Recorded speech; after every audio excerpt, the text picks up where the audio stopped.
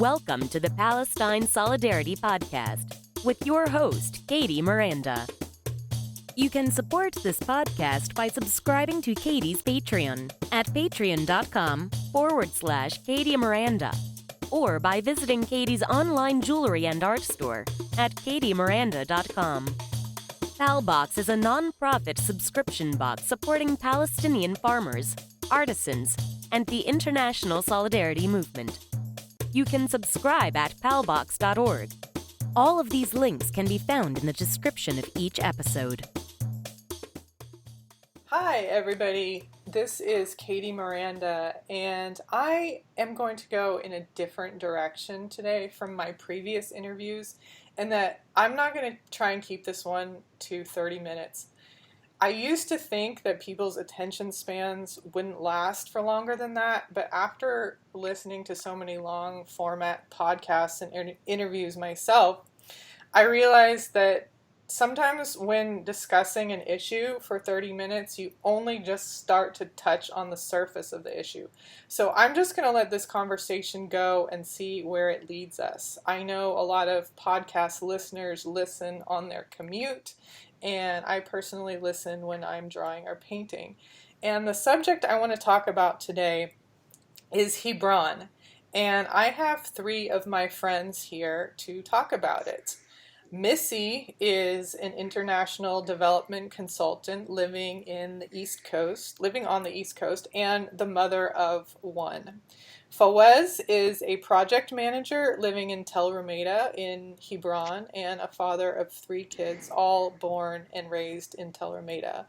And Islam works in the Hebron municipality and has also worked with ISM as a coordinator. I met all three of these people around the same time in 2006 when Missy and I were working in Hebron. I was working with ISM and Missy was working with the Tel Rumeida project. Fawaz lived right across the street from us, and he was working with ISM, and then Islam, who lives in Hebron but not in Tel Rumeida, joined us and eventually started working with ISM too. Now, just so people who don't have that much of an impression of life in Hebron, like what is that like? Fawaz or Islam, can you tell us about how Hebron is different from, say, a typical European or American city? Okay. Just for beginning, like Hebron is like the biggest city in Palestine, and it has the biggest number of population. Sorry, as like a city, we have 150,000 Palestinians living in Hebron. The important thing about Hebron that there is sorry. There are the settlers among the Palestinians inside the city, and that make it different from all over the cities in Palestine, because the settlers and settlements are around the city, not inside. But Hebron is inside the city, and we have 400 settlers, and escorted by around 4,000 soldiers for their security and for their safety. So that makes us 4,000 soldiers protecting 400 settlers. Almost. And on the holidays, the number is increasing, around 10,000 soldiers for these 400 settlers.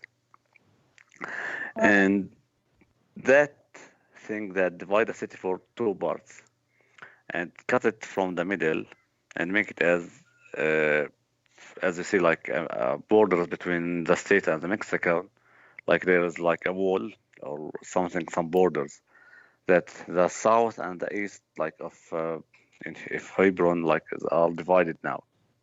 So if I want to cross the city, and I cannot cross among the settlers because the settlers are inside the city and they divide the city, so I have to turn around all the city to reach 400 or 500 meters away from the settlers, which is we have something called Shuhada Street, and this street lead from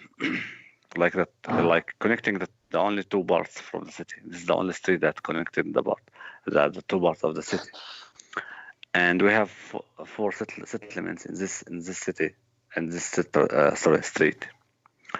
And if I have to take around like a trip from 2 minutes, it take me at least 30 minutes just to avoid this 400 settlers to reach the other part of the city, which is like we are talking about 3 or 4 kilometers like away. And That's all. why do you have to go around them? Why can't you just walk through, like say I was walking into another neighborhood in my city, I can just walk through that neighborhood. Why do you have to walk around it?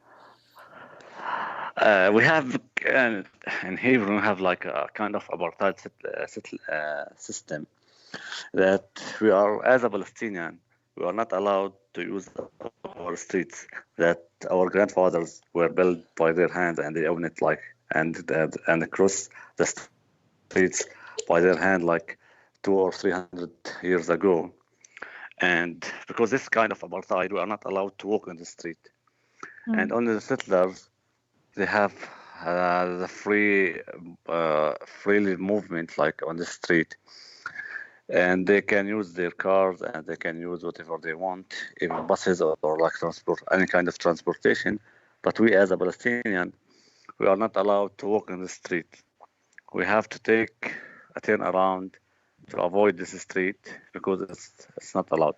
Me as a Palestinian who living in Tel Rumeida and born in Tel Rumeida, since 20 years, we have a limitation of like a limitation of movement, and we are not allowed to use our cars to reach our homes, and we are not allowed to use so many parts from our neighborhood even by walking. So I have to park my car at least 2 kilometers away from my house, and I have to start walking and carrying everything, whatever it's like grocery or like I have to go to carry the gas bottles because they don't have like gas, what's called pipes like reaching Gas to the homes. canisters.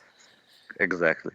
So I have to carry it from 2 kilometers to reach to deliver to my house.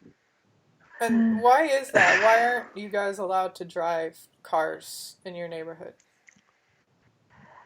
Uh, as for this, as the Israeli is saying, this is for security issues. We are, as like a native living in the neighborhood, who were born and raised in this neighborhood, we are making them uncomfortable, like the people who came and occupied our land and stealing our land and stealing and making settlements. They feel uncomfortable if we were like driving freely to our cars, to our homes. So they're making blocks all over around the neighborhood.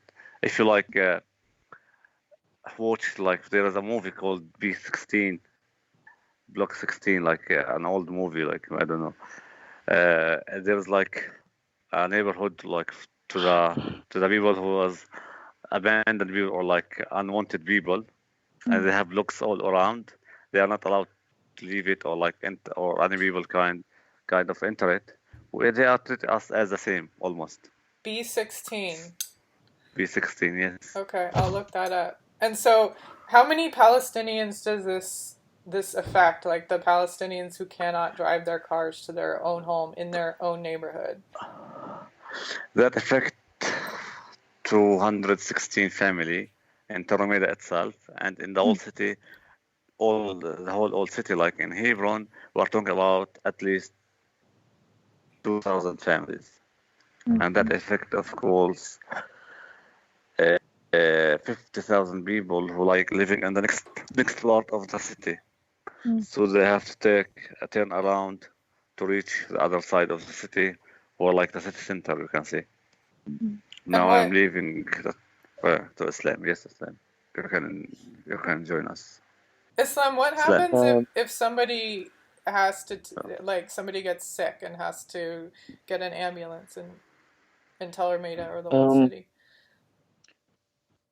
First of all, thank you, Katie, for this interview, and thanks, Fawaz, for this information. And about your question, all of us remember what happened with our friend, the activist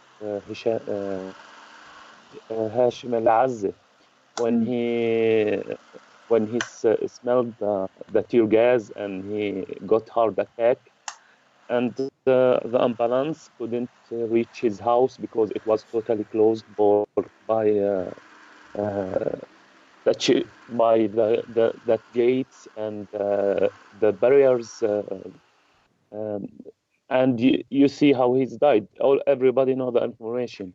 So the life, it's not easy. Like everything is closed, and it's need like to find like a way to cooperate with the DCO to find the way to open the gates to the ambulance or to the fire car. And So the DCO that's District Coordinating Office of the IDF, right? yes, Exactly. that's right. Yeah, so Exactly. if a Palestinian has to go through a checkpoint or something in an ambulance, they have to call the DCO office, right? And get Exactly. They Yes, have permission. to that's right. first they have to coordinate with the Red Cross, and the Red Cross they will call the DCO, and the DCO will go back to the Red Cross, and after that they will go to Al Hilal Ahmar, what's called the Red Crescent, to bring the ambulance to Tarlameda or to like closing stores or like to closing like areas, which that take at least from 2 to 3 hours to reach the ambulance Yeah. to the like to needed area, which is far away from the city center or of the main hospital. That's only 3 minutes. It take 3 hours at least.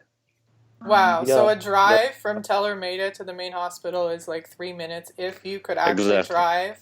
But It's only and because of all this, it it's takes and 3 hours. exactly. It's only far away, like 1 kilometers from the city center, or like from Torremeda to the main hospital. It's only 1 kilometer. But to and reach the ambulance to this area, at least it needs 3 hours. Sometimes to the next day, if they have holidays or it's like on Saturday, they don't even coordinate. You are not allowed to drive. something Yes. else was like, and even if that's happened, and if the people could like cooperate by this way, and after all this process, uh, and most of the time it doesn't work, and the DCO don't like doesn't respond to these calls and doesn't care about what's happening and about all these families. So like in general, as I can say, like it's the occupation policy to make the Palestinian like life is hard and miserable for especially the people who are living in these areas inside like uh, inside H2 for like many reasons.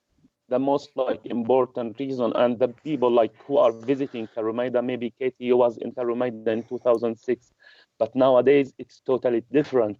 It's like more scary, more danger, and even for us as a Palestinians who are living like in under the occupation, when we go and visit our friend in this area, it's horrible. It's something unbelievable. So as I said, like it's a policy to push all the families who are living inside to leave this area and make it like totally like as a Israeli settlement without any Palestinian family. And the Israeli working, as everybody know, by long-term strategies. They don't care. They wait like 4 years, and they push the families like one by one to leave the area. Yeah. Missy, I want to go to you for a little bit. I want you to tell us what your impression of Hebron and Tel Armeda was when you got there in 2006, and um, just what did you see? What was your impression? What did you witness? Well, the first night I was there, we got a call. I don't know if you remember this, but we got a call from the neighbors. Maybe it was a phone call or maybe we heard shouting where Nermin and her little brother lived across the street. Mm-hmm. And we went over there, and you remember his wife or her husband was gone, and it was just the mom was at home, and I think the soldiers were like harassing them, or the settlers were harassing them, and there was all this shouting and screaming. And so we the international solidarity people, like, we went over there and we tried to diffuse the situation and make sure that she was okay. And then probably like an hour later, we got another phone call from Abuaisheh family up the hill, and the soldiers were all in their house there, and it was just going crazy. And so it's sort of I mean, it's a little bit funny for me in that my first memory about Hebron was just like going up that really, really steep hill, and I was wearing flip-flops and my toe got caught on the edge of my pants, and I totally broke my toe running up that hill. And so, like, after we got to the Abuaisheh house and we finally convinced the soldiers to leave, and that's when I realized, like, my toe was broken, but it was just so crazy and so much adrenaline that, like, I just didn't feel anything. And then they looked at us and said, "Would you like to have a cup of tea?" And I realized just how routine the violence was with the soldiers. Like, I realized just how much of an everyday occurrence that this sort of really, violent, oppressive environment was for people who live there. I mean, I can't imagine having the police invade my house and people coming to help me and then asking them if they wanted to have a cup of tea. Like, I know it is part of the culture of hospitality, which I've always really loved, but that's not normal. And I don't think the level of violence in Hebron is normal either. Yeah, that was So one of the things that was so shocking to me, how all this constant violence and harassment just became normal. And the way that we kind of settled into just accepting that this was how it was, which nobody should accept it. It's just like realizing a bird inside a cage. It will reach to the limit that he thinks that this is the whole life. And the people who living in Tarameda, they start like get used of like the settlers' violence, that every day or every night the settlers, they will attack the houses, that you have to be careful. Don't let the kids outside to play out after after the afternoon. Maybe you can talking about 7 p.m. Everyone should be like inside the house. All the windows should be closed. All the windows should be like covered by a fence or something, like to defend ourselves, like at least to protect ourselves, or to protect our windows from being broken. Because we, at least for my house, we like changed the whole windows for the whole house at least 10 to 20 times. I don't remember Oh my God, how many times settlers broke your windows. exactly, because whenever they gather at night and they don't have anything to do, they want to make something funny. They say, okay, let's attack this house, or let's attack the whole neighborhood, like by throwing stones, or like breaking the doors, or break inside the house. And the soldiers, unfortunately, they are like helping them. And recently, now it's a little bit changed, by the way, because everyone, they have now like cell phones and smartphones, and like the Facebook, for example, or like the Skype, like conversations. You can see, you can contact the whole people like immediately.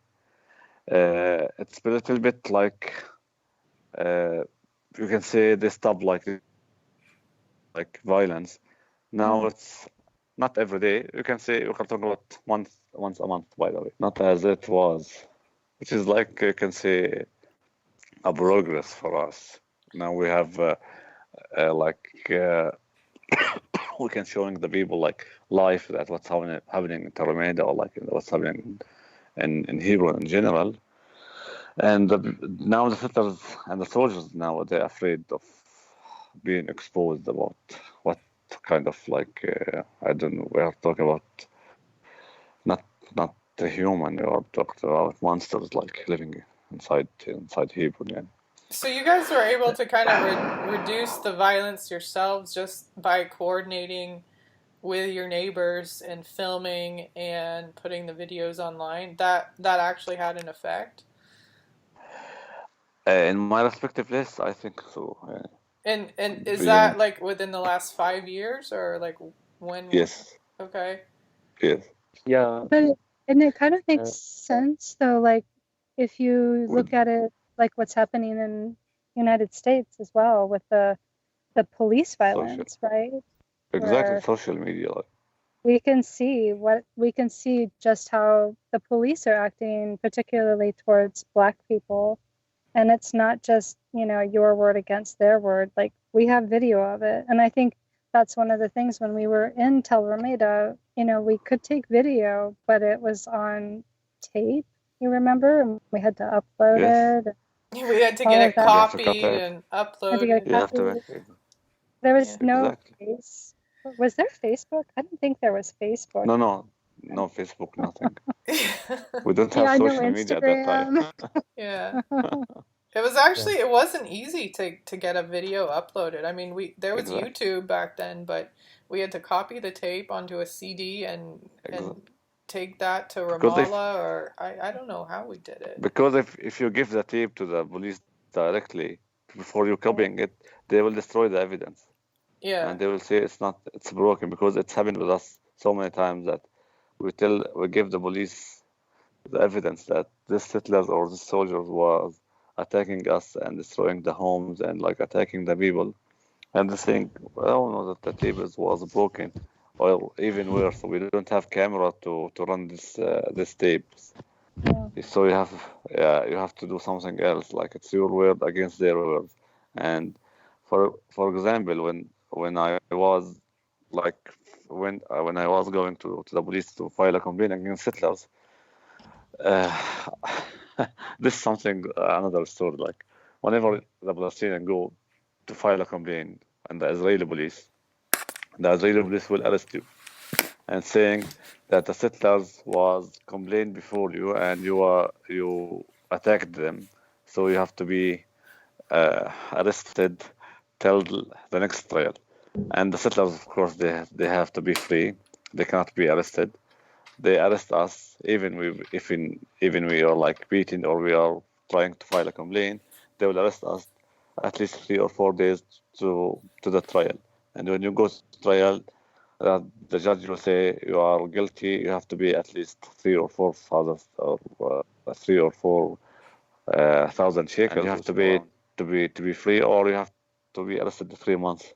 So we stopped after like it happened with us at least 10 times. It happened with me twice, by the way, by myself. So after we stopped filing complaint, and the Israeli police saying we are controlling the area here, and you can look to the complaints of the Palestinian introduced from, for example, 100 complaints by a month to only 2 or 3 complaints, which is good for us, and it's Oh, like wow. and it's happened by the way, and it's talked about it on media. Sorry, on media that the situation in Hebron is so good, and you can look to the complaints how we reduce Oh it. my God. So how much would Wow. they fine you? How many shekels for making a police complaint? I didn't quite catch that. They didn't file us for for a complaint itself. When we go like to file a complaint, they arrest us and said Uh-huh. we are guilty, and they send us to the trial. And the judge said you are guilty. You have to pay from 3 to 4 thousand shekels, which is around $1,000 to get free, or you have to be arrested for 3 months at least. Oh my God. And that happened to you twice? Yes. And Once that you were with us, by the way, you remember when we like start gathering some money for me like to get free? yeah. You were here. Yeah, I remember that. Yeah. I don't, you were here, Missy, too. Yeah, I was. Yeah. Yeah. I I've think been I was. arrested for 3 days, by the way. Yeah. Yeah, I remember And that. Yeah. the lawyer intervened and said we will be the $1,000 now and get them free. before even I get to trade. Wow. So we paid That's- and I get a free. And they attacked you, right? Yes, Yeah, I remember. I went to file a complaint. Yeah. Ah, I remember Yeah, they did that to me too, actually. And don't forget that you have to wait at least from 3 to 6 hours outside the police station before they Right. let you in to start filing complaint.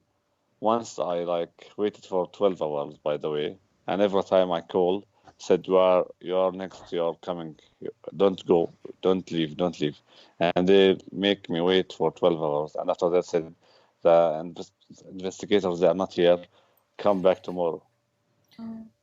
Missy, do you remember when we were trying to escort those kids to Cordoba school and the settlers blocked our path? Oh yeah, I do. I mean, that happened several times. But I also remember the settlers, they just went, like, the new pathway was built for the, to the school, like after you went up those stone steps and then you walked, and I think the settlers just went in and they started ripping the stone steps up and throwing them everywhere, and just the general destruction is just absurd. And there are It no defies logic. consequences for that. Absolutely none.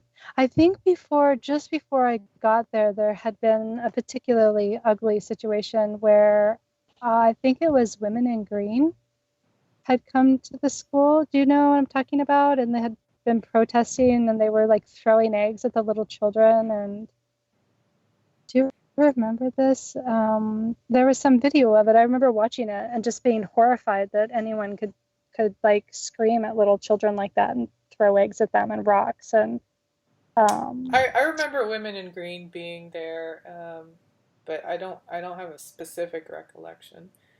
I'm thinking of this time where you and I were trying to walk some Palestinian kids down that path so that they could go home. Right. And a bunch of settler teenagers, those teenage girls blocked our path. And this is a narrow path. And on the left side is a cliff going down.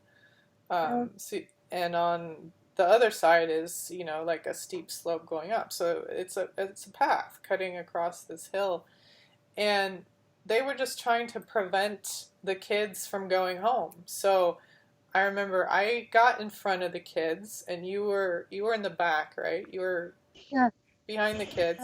And I ended up I put my hands down on my sides so that nobody could accuse me of assaulting anybody. And I just pushed through these girls to create a pathway for the kids to go home. And there were Israeli police just standing around watching. They were watching like it was some game on TV or something. And then one of the girls complained to the police that I had scratched her. Yeah, you scratched her. She said that you scratched her arm. I remember this. Yeah, and I got taken to the police, and I had to wait outside for I don't know, or inside. I don't remember exactly, but I was there for a good 6 or 7 hours, and nothing happened. It's just a waste of my time. It's a huge waste of time, and it's one of the things that I'm still left with. After having gone and done some different work over the years, I just realize how much time is wasted in people's lives there. Like, just people want to be able to do things like go to work and take their kids to school, get food for their family, and just live a life, and I think one of the things that always stands out to me is the fact that, you can't just, Hebron is situated in such a place where, like, you get a really nice breeze in the evening time and the air is dry, and it just seems so perfect to, like, open your windows and enjoy the evening. And you can't do any of those basic things. You just can't do any of those things because of the occupation. Maybe like sorry, maybe like for all this like point that you mentioned, Fawaz and Katie and Missy, there's like kind of conclusion about like how is the settlers attacks working and the army and the police and the whole Israeli law, and we have to mention what is the difference like between the military law and the civilian law. It's something very important. All of that like working together like as like a perfect system to attack the Palestinian lives. And even like Fawaz mentioned something very important, why nowadays like the settlers attack, it seems less, but like before was like more and more. I think it's related even like to the political like things, how it's working. And it's like kind of the settlers attack kind of like working, it's a kind of organized work. Like you see like the settlers attack in Naples, in Hebron, in Jenin, in everywhere, like the same groups working together by organized work. And even by like the Israeli army like and the police facilitate their mission. So I think all of that working together in very organized way by like a huge plan, like to have like that's goals. To get the Was like Palestinians out of Hebron and out of the West Bank, right? yes, that's right. So maybe like everybody hears about what's going on and the deal of the century and what's the plans for Palestine now. All of that working together. Because of that, maybe sometimes you see the settlers attack like increasing, sometimes not. Sometimes you see like a night invading for houses, and sometimes less. So all of that like working together by the political like level, I don't know.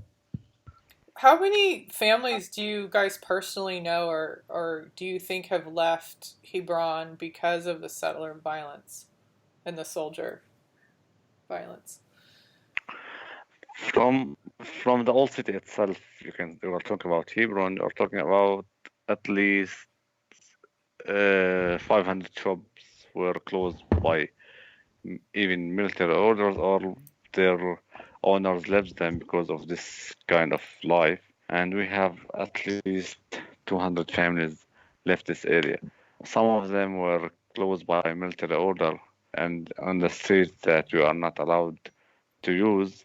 For example, Shuhada Street, you are allowed to live in your house, but you are not allowed to walk in the street. So you can, I don't know, you can be a shadow or like to be a bird to reach your home. But you are allowed to live in your home, but you are not allowed to use the stairs, which is leading you to the street, or you can, I don't know how you have to reach your house. So at least 200 families left their homes because of this policy, and 500 shops were closed, most of them by military orders. That's happened, of course, after 1994 Hebron massacre of the Ibrahim Mosque massacre, when Baruch Goldstein were invaded the Ibrahim Mosque and killed 24 people prayer like at the dome at the dome prayer, who were worshipping, and he start like shooting at the prayers and killed 24 at once. So after this accident, we had a curfew in Hebron last for 6 months.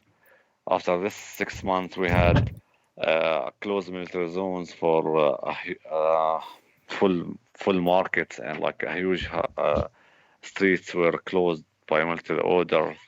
And when the people wake up from this accident, they found most of the streets like in the middle of the city were closed, and you are not allowed to walk in this area, and you are not allowed to open your shop. So most of the people left the old city at that time.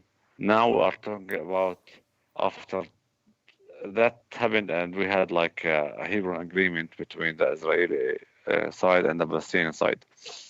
And in 1995, we had like the agreement that the BA will take control of Hebron and divide Hebron for two parts. Each one where like the Palestinian Authority are like controlling the situation and controlling the security issue and everything you can talking about, and the hospitals, of course, and the medical system, everything. And H2, where we are living, were controlled by the Israeli army and uh,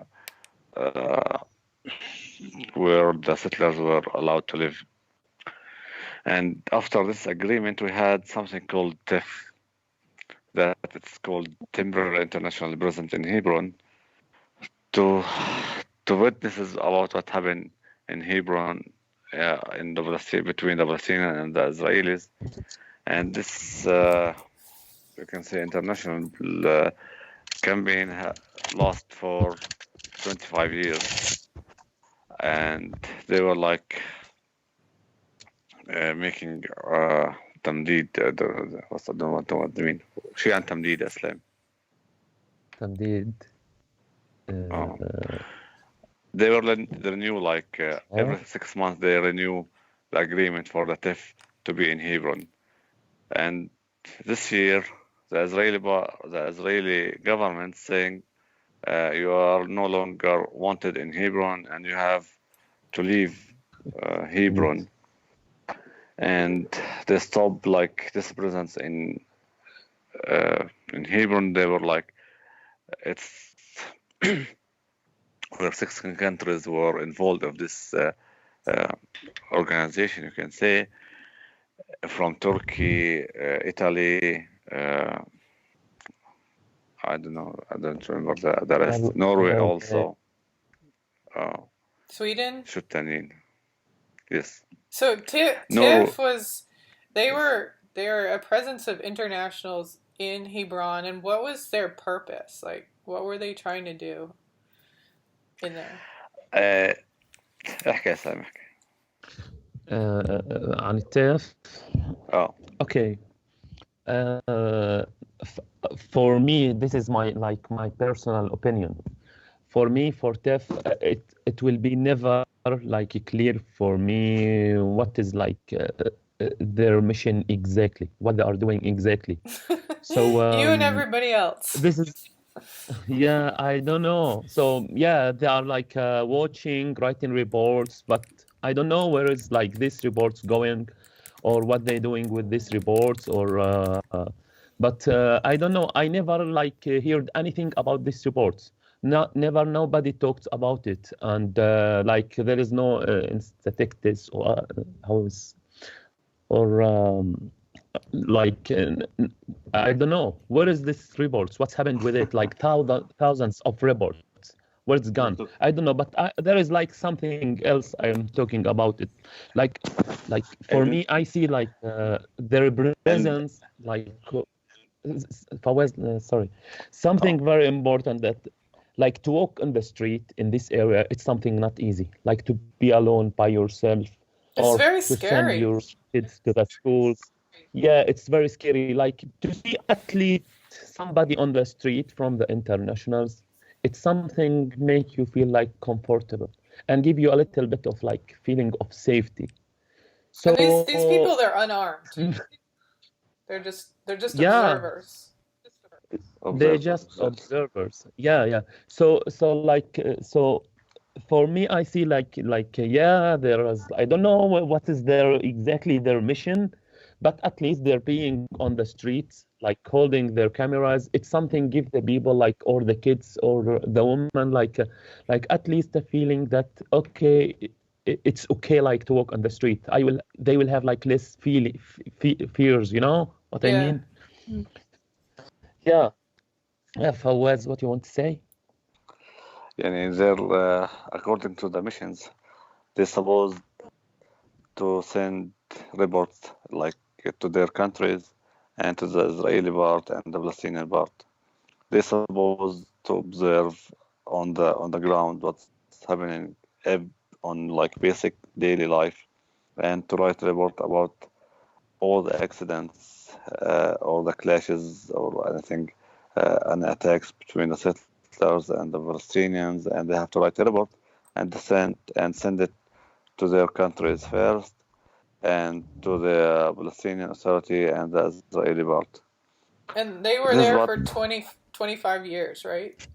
exactly Yeah. And then they were asked to leave recently. this year only. Why? Yeah. Why? Because the Israeli government, led by Benjamin Netanyahu, they want to win the election again, and to win because they want to win the settlers' votes. They were like, they said, okay, we'll stop the mission of the TEF, so you can vote for us, and that's what happened. And so They won the election they again. ended TIFF and they kicked out another organization, EAPPI, right? Right. That was From Hebron. Ecumenical Accompaniment for Palestine. What's the rest of it? In Israel and Palestine. In Israel. Okay. Yeah, and they were doing something similar, right? Yeah, they were escorting the kids of the Cordoba school to reach their school. Cordoba school, by the way, is a school for kids, and it's it's next to the settlement called Beit Hadassa, which is like only 20 meters away from the settlement. And almost every day, the settlers attacking the kids who are going to the school. So this mission were they're the whole project for combating these kids and trying to deliver them safely from their homes to the school only. And they were And unarmed. now they were They're civilians. They were civilians, Yeah. volunteers from all over the world, international volunteers, of course, from all over the world. They only have their weapon, only the cameras, and they were like writing reports in newspapers or like social media. That's all. And they were kicked out from settlers, and like they were accused by the police, the Israeli police, they saying you are provoking the settlers, so you are not allowed to be in the street again. This phrase, like provoking the settlers, is something I remember hearing like quite frequently, and it was used in terms of like a Palestinian's presence in the street would provoke a settler. Like the settlers are Exactly. some kind of animal that can be provoked at the sight of a human being, and this is something that always made me so mad because, I mean, it's ridiculous. Why are you provoked by somebody's presence in the street? If you don't want TIFF there, if you don't want EAPPI there, if you don't want ISM there, then let these kids walk to school. Just don't throw rocks at them. Don't throw eggs at them. You know, that's why we were there. Exactly. So does anybody have any comments on that phrase, like provoking the settlers? I mean, it's so ridiculous.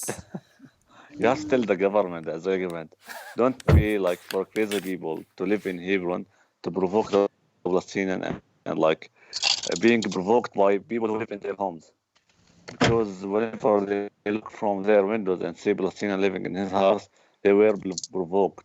Like, I don't know, they were waiting to see a tree or like waiting to see, I don't know, something else. And they were like, and they saw like a Palestinian that break their hearts. So the Israeli police should intervene and said, you are provoking them by, I don't know, by being here or like being in your house. You have to be invisible when you are walking, please. You know, when you have like a status like invisible, you are entering invisible. You have to walk invisible, or you have to fly. I don't know, and even the flying as well. Such an interesting point, Fawaz, because one of the things I noticed immediately when I first arrived there, and I was horrified when I first arrived. I couldn't believe that a situation like this was allowed to exist. But I noticed that the Palestinians, the way they would walk, like you could tell a Palestinian from a settler from 3 blocks International. away by how they Exactly. walked. And the Palestinians would walk very inconspicuously, like trying not to be noticed, trying to kind of be Careful. invisible, almost, if they could be. And the settlers would Exactly. walk around like puffed up with, taking up as much Shouting, space, climbing. shouting. Yeah. Like they would walk around like they owned the place. And that was such kind of a metaphor for the whole situation, just the ways that the different groups walked. Exactly. Missy, do you have any experience with provoking the settlers? Did you ever provoke the settlers with your presence in the street?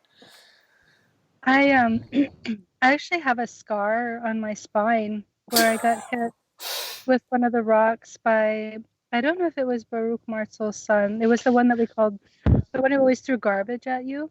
The garbage man. We called him the garbage man. Garbage man. Yeah.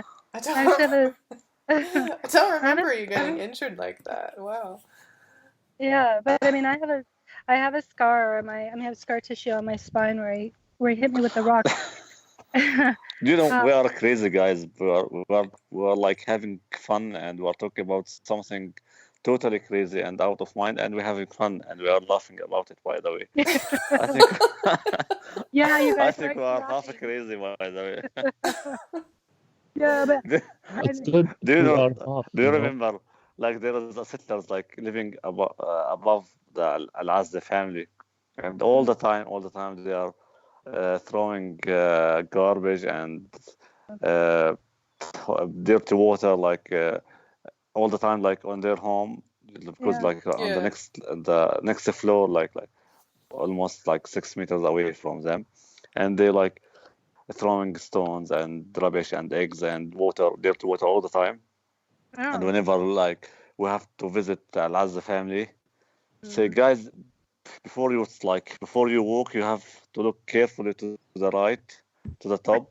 If there is no one on the balcony, try to walk as fast as possible and to reach to the family and close the door directly. Yeah, it's You insane. remember that?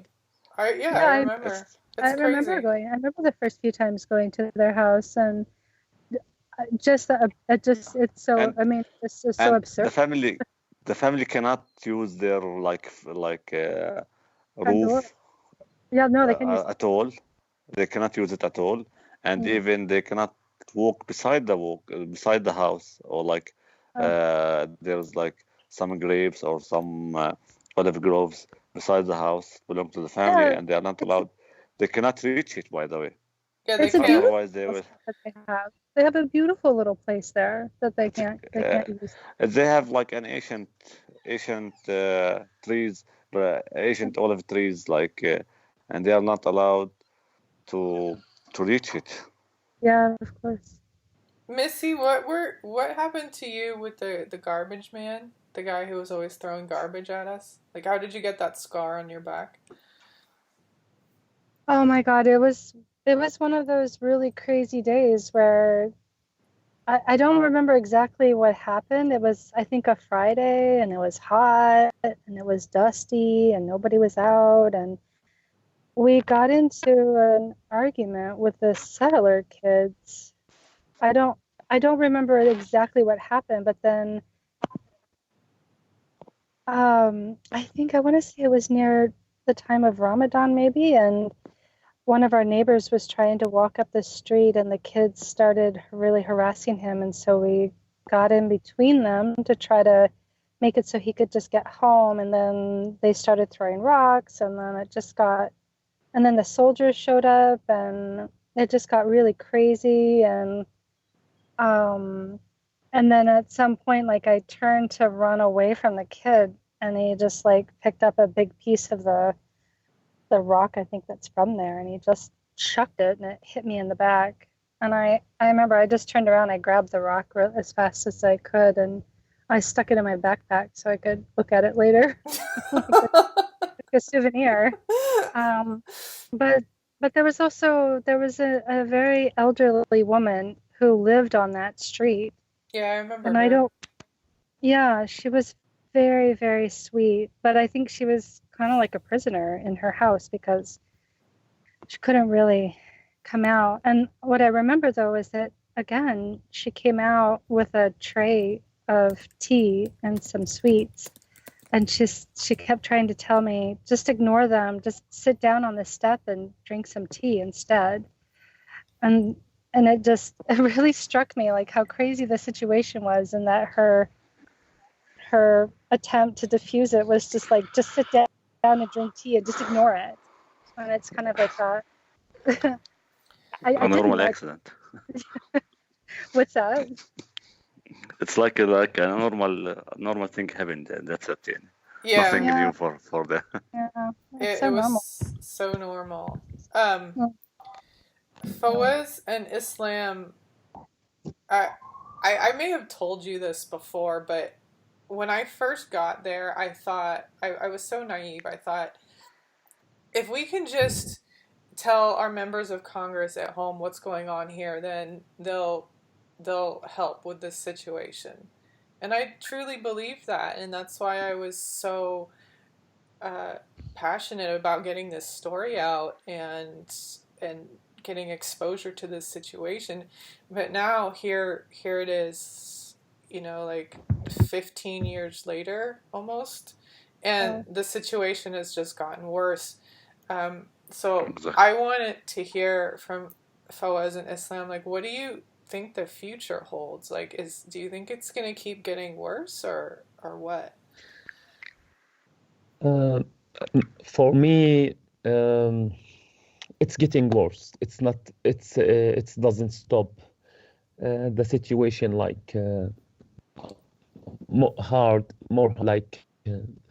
became more difficult. Even in general, if you talk with the Palestinians about their feelings, even for the people who are living out of these areas or a little bit away from the real confrontation with the settlers, they have really, really bad feeling. They are kind of this is the truth, kind of hopeless.